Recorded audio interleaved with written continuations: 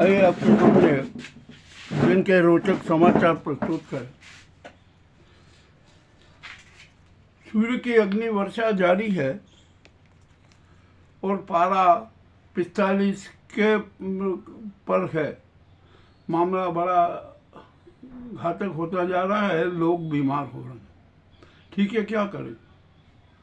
अब यहाँ पर उज्जैन में फिर लाशें मिल रही हैं। आत्महत्या की जाती है, आत्महत्या छिपाई जाती है, बाद में फिर बदबू आने के कारण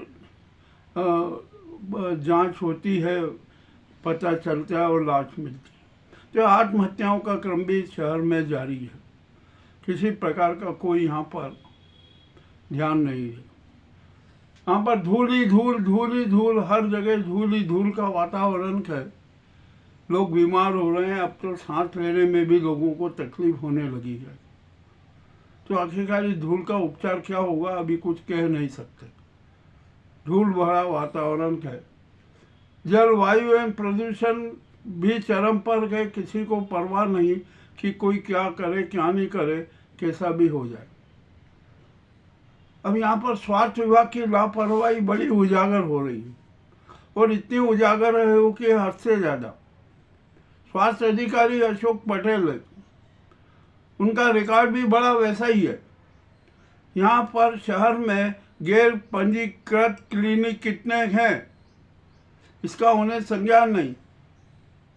कोई डॉक्टर तिवारी है जो शायद स्वास्थ्य विभाग में ही है, और जो कोई चौहान है वो क्लिनिक संचालन करते थे। वहाँ पर एक बच्ची का अपेंडिक्स का ऑपरेशन कर दिया, ऑपरेशन में बच्चे की मौत हो गई। अब जांच की जा रही है। तो पुलिस ने चौहान संचालक को तथा डॉक्टर तिवारी को गिरफ्तार किया। रिमांड नहीं लिया, बोले कि हमने सब कुछ जांच कर ली है, ये है अपराध सिद्ध हो गया है, इसलिए रिमांड नहीं लिया और शायद जेल भेज दिया गया उनको।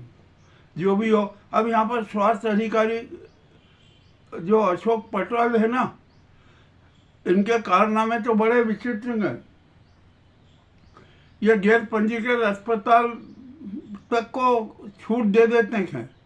दिया है इन्होंने, हमारे पास में प्रमाण है कि आखिरकार ये क्यों, ऐसा कैसे नाटक होता है। मामला बड़ा विचित्र है। अब देखते हैं क्या होता है क्या नहीं होता है, कौन जांच करेगा क्या नहीं होगा। मगर हाँ, ये तय है कि अशोक पटेल जो स्वास्थ्य अधिकारी है ना, उनकी जो सूक्ष्मता से EOW को जांच करना चाहिए। मामला बहुत बड़ा रोचक है। हमारे सामने प्रमाण है, हम वो प्रमाण भी प्रस्तुत कर देंगे। कोई दिक्कत नहीं है, हो जाने जो हो रहा है सब अच्छा हो रहा है।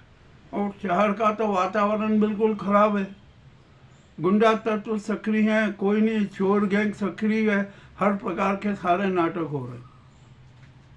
धर्म के नाम पर क्या क्या खेल हो रहे हैं, किसी को कोई चिंता ही नहीं।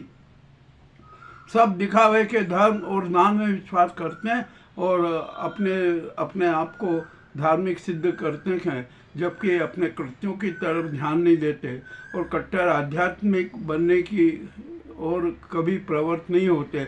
बस उन्हें तो दिखावे का धर्म, दिखावे के दान करना।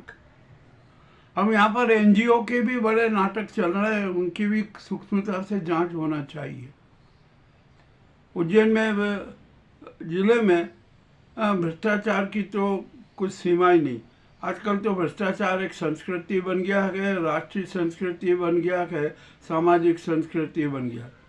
टोपेबाजी में भी किसी प्रकार से उज्जैन पीछे नहीं है, जी भर के टोपेबाजी होती है। क्षिप्रा के नाम पर क्या क्या नाटक किए जा रहे हैं, तो करोड़ों की योजनाएं बनाई जा रही है, सब कुछ हो रहा है, परंतु फिर भी हमारा दावा है कि क्षिप्रा कभी भी है ना सतत प्रवाहमान नहीं हो सकती, क्योंकि जिस क्षिप्रा का गोमुखी बंद है, चौक है, वहाँ से जल प्रवाह नहीं है। क्षिप्रा घाटी में कदम कदम पर कितने अतिक्रमण है, स्थायी निर्माण है, तो क्षिप्रा तो प्रवाहित हो ही नहीं रही है। अब नर्मदा का पानी डाल दो और उधर से लाके कर दो, कहो कि क्षिप्रा हो गई, मगर वो प्रवाहमान नहीं हो सकती। उसके लिए तो जरूरी है कि जो क्षिप्रा का गोमुख चौक किया जाए, क्षिप्रा की घाटी में जितने भी अतिक्रमण हैं सबको हटाया जाए, और जो ये नाले जो मिल रहे हैं ना उनको अलग से डाइवर्ट किया जाए। फिर भी क्षिप्रा का सतत प्रवाहमान होना बहुत कठिन लग रहा है, तो उसके लिए ज़रूरी है कि क्षिप्रा के उद्गम स्थल पर 4-5 नए और गोमुख बनाए जाएं, तो ही क्षिप्रा को जल की आपूर्ति होगी। अब शनिचरी अमावस्या के दिन भी बड़ा संकट है। नर्मदा का पानी डालना है, डालो भैया, जितना जो करना है करो। क्षिप्रा तो सूखी हुई थी, पानी नहीं था। अब जो नर्मदा का पानी दिया ना वहाँ फुम्मारे लगवा दो और फुम्मारों से स्नान करवा देना। शनि जयंती भी धूमधाम से मनाई जाएगी, इसमें भी कोई शंका नहीं है। जो भी हो रहा है सब अच्छा हो रहा है शहर में। अब यहाँ साधु संतों के अखाड़ों की स्थिति भी बड़ी विचित्र है। सबकी खुफिया जांच होना बहुत जरूरी है। यहाँ किन्नर अखाड़े भी अब 2 भागों में है, दोनों की जांच होना चाहिए। हम तो कहते हैं कि जांच होना चाहिए। जूना अखाड़े ने एक किन्नर अखाड़े को गोद ले रखा है, इसमें भी कोई दो मत नहीं है। चोरीकरण का चल ही रहा है, यहाँ पर बड़ा रोचक खेल हो रहे हैं।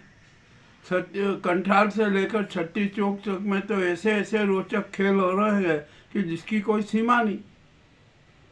एक भाजपा नेता ने ठेका ले लिया है कि अरे नहीं नहीं, मैं तुम्हारी सबकी ये प्रॉपर्टी इधर बचा दूंगा। लाखों में ठेका ले लिया, देखते हैं अब क्या होता है क्या नहीं होता है। हाँ, अब जो अफसर है ना भाजपा नेता, वो अपने प्रभाव का उपयोग करना चाह रहे थे, किंतु अब जनता उनके खिलाफ हो गई है। जनता कह रही है कि नहीं, सती गेट को सेंटर में रखा जाए और दोनों तरफ से बिना मोड़ वाला सीधा रोड निकाला जाए। ये जनता की मांग है, जनता की आवाज़ है। महापौर, कमिश्नर सब ने निरीक्षण किया। अब सती गेट का मामला है। सती गेट सेंटर में रहना चाहिए, ये पुरातत्व की धरोहर का, और इसका सारा रिकॉर्ड नगर निगम जो जनता से मांग रही है। अरे जनता से मत मांगो भैया, जो पुरातत्व विभाग है ना उसके पास में सारा रिकॉर्ड है कि कब था, कैसे बना, क्या हुआ क्या नहीं हुआ। आप वहाँ से रिकॉर्ड ले लो ना, जनता से क्यों मांग रहे? विभाग तो आपको तत्काल दे लेगा। और डॉक्टर वाकणकर जी ने पूरी रिपोर्ट दे रखी है यहाँ की। तो यहाँ पर जब सती गेट के जो साइड में अतिक्रमण हुआ है ना, उसको भी तुरंत हटाना जरूरी है। मामले की जांच की जाना चाहिए, खूब जांच करो। आखिरकार ये गेट की सीमा है, मामला बड़ा विचित्र है। हम सतत निगाह रखे हुए हैं और उसका सारा राज उजागर करेंगे। खैर जो भी है, ये उज्जैन की स्थिति है। अरे उज्जैन है ना, जो अवंतिकापुरी है, अराजकतापुरी बन गई है, धूलपुरी बन गई है और लूटपुरी बन गई है, और न जाने क्या क्या हो रहा है। यहाँ पर व्यापारियों की भी लूट जारी है, मनमाने भाव बढ़ा दिए गए हैं।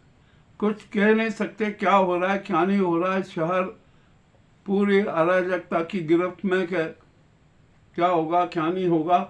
और हो सकता है कि 5-6 दिन में मानसून की पूर्व वर्षा भी हो जाए, तो जो ये चोरीकरण का कार्य है ये भी प्रभावित होगा।